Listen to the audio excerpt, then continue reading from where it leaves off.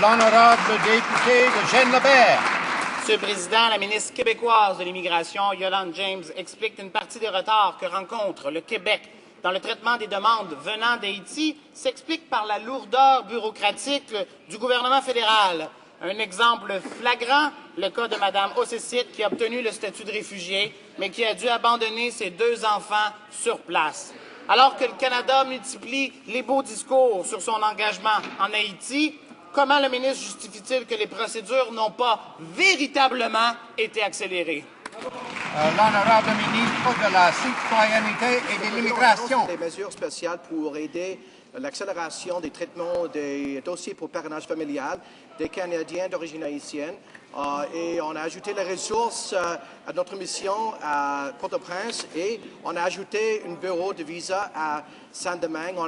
On a ajouté les ressources à Montréal pour traiter des demandes de renseignement. Mais quant au Québec, Monsieur le Président, le Québec a annoncé qu'il va nous donner 3 000 dossiers supplémentaires pour traitement accéléré. On n'a pas reçu un seul dossier.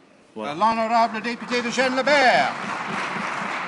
Monsieur le Président, les résultats ne sont pas là. 2 mois après les troupes du Kosovo, le gouvernement avait établi un régime spécial pour accueillir les Kosovars, si bien qu'en 6 mois, 7 000 personnes avaient trouvé refuge au Canada. Comment le gouvernement peut-il expliquer sa vitesse de réaction dans le cas des Kosovars par rapport à la lenteur qui caractérise le traitement des demandes en provenance d'Haïti? L'honorable ministre de la Citoyenneté et de l'Immigration. La situation de Kosovo n'a rien à voir avec la situation en Haïti.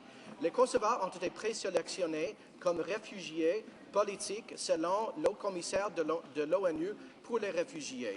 Ils ont été présélectionnés avant qu'ils ont été acceptés par le Canada.